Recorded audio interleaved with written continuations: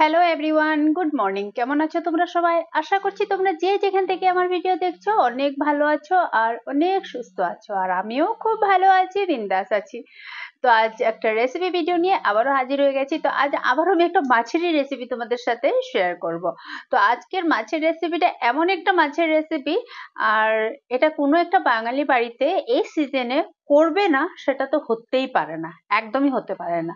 তো চলো আমি দেখাই তোমাদেরকে যে আমি কি রান্না করছি, মানে কি মাছ, আর মাছটা আমি করছি কি দিয়ে। মানে এটা প্রতিটা বাঙালি ঘরে এই সিজনে এটা হবেই হবে, মানে যাদের প্রিয়। আমার তো খুব প্রিয়, আমার ছেলে মেয়ে তো খাবে না, আমার হাজবেন্ডের আমার খুব প্রিয়। আর রেসিপিটা স্টার্ট করার আগে, মানে ভিডিওটা স্টার্ট করার আগে বন্ধুরা আবার একই কথা বলবো তোমাদেরকে, ভালো লাগলে একটা লাইক করে দিও, কমেন্ট করে দিও। তোমাদের একটা লাইক আর একটা কমেন্টে আমার এই ভিডিওটা তোমাদের আশেপাশে আরো 10 জনের কাছে পৌঁছে যাবে। সেই ক্ষেত্রে তোমাদের কিছু হেল্প নাও হতে পারে, বাট আমার অনেক অনেক অনেক হেল্প হবে।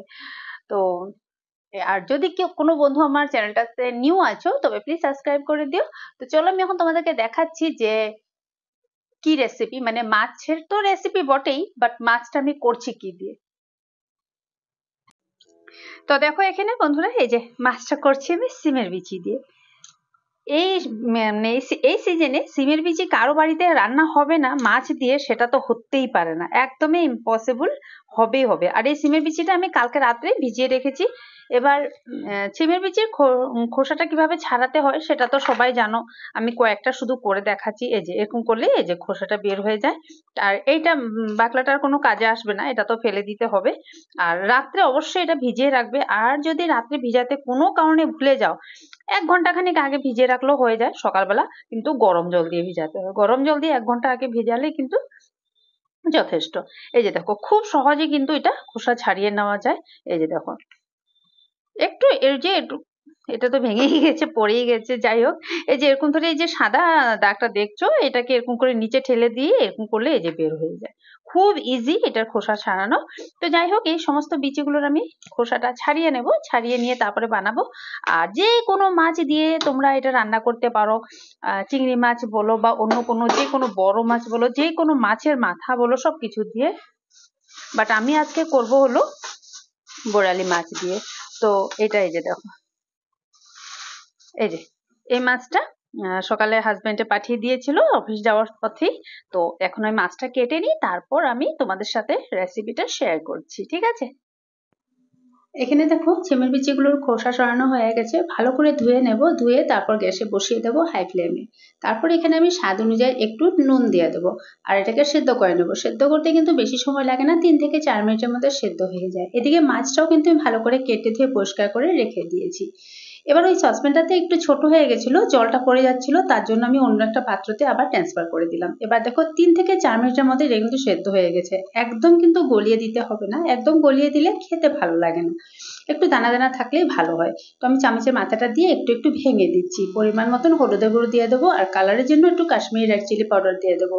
তোমরা যারা ঝাল বেশি পছন্দ করো লাল লঙ্কার গুঁড়োটাও ব্যবহার করতে পারো। আমি শুধু কাঁচা লঙ্কাটা দেবো, একটু একটু ঝাল হবে, আর সাথে আমি টমেটো দিয়ে দিচ্ছি। এবার আর একটু সময় ভালো করে ফুটিয়ে নেব। ঝোলটা যার যার যেমন খুশি তেমন দেবে। আমার একটু ঝোলটা বেশি রাখবো, তার জন্য আমি আর একটু জল এখানে দিয়ে দিয়েছি। বাস এবার ফুটে উঠলে আমি এটাকে সরিয়ে রেখে দেবো। তারপর এবার কড়াই বসিয়ে দেবো, কড়াইতে তেল দিয়ে দেবো। আর যে মাছগুলো আমি কেটে রেখেছিলাম নুন হলুদ মাখিয়ে, এগুলো সব আমি একে একে ভেজে নেব। আর রান্নাটা করতে কিন্তু একদম অনেক বেশি সময় লাগে না, খুব তাড়াতাড়ি রান্নাটা হয়ে যায়, আর খেতেও কিন্তু দারুণ লাগে, খুব ভালো লাগে। আর প্রত্যেকটা বাঙালি বাড়িতে এই ঠান্ডার সিজনে, মানে শীতের সিজনে তো সিমে বিচি মাছ দিয়ে করবে, ইচা মাছ বলো বা যে কোনো মাছ দিয়ে ভালো লাগে। আমার তো এই প্রথমে শীতের মধ্যে এই প্রথম আসলো সিমের বিচি, আরো অনেকই খাবো, বাট এই প্রথম আসলো, এটা খেয়ে নিয়েছি। তো সমস্ত মাছগুলো ভাজা হয়ে গেছিল, সে ওই তেলটার মধ্যে আমি একটা তেজপাতা, শুকনো লঙ্কা আর রসুন পেঁয়াজ কেটে রেখেছিলাম সেটা দিয়ে ভালো করে ভেজে নেব।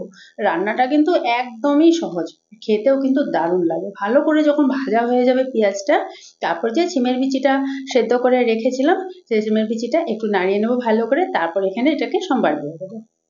এই ভাজা পেঁয়াজের মধ্যে ঢেলে দেবো। আর অন্য কোনো জিরা, ধনে গুঁড়ো, জিরা গুঁড়ো, আদা বা এসব কোনো কিছুরই প্রয়োজন পড়ে না। যেমনভাবে আমি দেখাচ্ছি তেমনভাবে যদি তোমরা রান্না করো, দুপুরের ভাতটা শুধুমাত্র এই সিমের বিচি মাছ দিয়ে তোমরা কিন্তু খেয়ে নিতে পারো। এবার যখন একটু ফুটে উঠবে তখনই কিন্তু মাছটা দিয়ে দেবো। মাছটা দিয়ে কিন্তু বেশি সময় ফোটাতে হয় না, তবে মাছটা গলে গলে যায়। হ্যাঁ, বড় মাছ দিয়ে যদি করো তবে কিন্তু একটু সময় ফোটাতে হয়। যেহেতু আমি বড়িয়ালি ছোট মাছ দিয়ে করছি তাই আমি বেশি সময় ফোটাবো না, একটু ফুটে উঠলেই ধনেপাতা দিয়ে দেবো।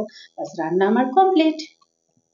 অনেক তাড়াতাড়ি রান্নাটা হয়ে গেছে দেখো, আর খেতেও দারুণ হয়। তোমাদের যদি ভিডিওটা ভালো লাগে তো প্লিজ একটা লাইক করে দিও, একটা কমেন্ট করে দিও। তোমাদের একটা লাইক আর একটা কমেন্টে আমার অনেক উপকার হয়। এবার তোমাদেরকে ক্লোজ আপ দেখিয়ে দিচ্ছি দেখো। আর কিছু মাছ আমি আলাদা রেখেছি, একটু তো ভাজা খেতেই হবে, বাঙালিদের নিয়ম, মাছ শুধু তরকারি খেলে হয় না, ভাজাও খেতে হয়, তার জন্য রেখে দিয়েছি। আমার অবশ্য ভাজা ভালোই লাগে। আর ছেলে মেয়ে যেহেতু মাছ খাবে না, তো ওদের জন্য তো কিছু একটা করতে হবে, তো ওদের জন্য আমি একটু আন্ডা বিরিয়ানি করে দিয়েছি। আর ওরাও ভালোভাবে খেয়ে নেবে, আর কোনো ঝামেলা হবে না। তো ওদের জন্য এটা করেছি, আর আমাদের জন্য মাছ আর ভাজা, মাছের তরকারি আর একটু ধুন্দুল বটি করে নিয়েছি। তো যদি আমার চ্যানেলে কেউ নিউ আছো, নতুন আমার ভিডিওটা আজকে তোমাদের চোখের সামনে পড়েছে, তো প্লিজ আমার চ্যানেলটা সাবস্ক্রাইব করে দিয়ে সবসময়ের জন্য আমার বন্ধু হয়ে আমার পাশে থেকো। আমাকে যেভাবে সাপোর্ট করবে আমিও ঠিক তোমাদেরকে সেভাবেই সাপোর্ট করব। এবার হাজব্যান্ড এসে গেছে, তো হাজব্যান্ডের জন্য বেড়ে দিচ্ছি, আমিও খেয়ে নেবো। তো এটা হাজব্যান্ডের জন্য বাড়ছি দেখো, একটা লঙ্কা ভাজা, মাছ ভাজা, দুন্দুল বটি, আর এখানে নিয়েছি যে মাছটা রান্না করেছিলাম সেটা। তখন দেখছিলে একটু পাতলা পাতলা মনে হয়েছিল, এখন দেখো কি সুন্দর হয়ে গেছে, খেতেও কিন্তু দারুণ হয়েছিল, দারুণ। আমি তোমাদেরকে যে বলে বোঝাতে পারবো না, তোমাদেরকে মানে একবার রান্না করে খেয়ে দেখো, খুব ভালো লাগবে। তো বন্ধুরা, আজ আমি ভিডিওটা এখানে শেষ করছি, পরবর্তী ভিডিওতে আবার দেখা হচ্ছে তোমাদের সবার সাথে। সবাই ভালো থেকো, সবাই সুস্থ থেকো, ta-ta bye bye and take care.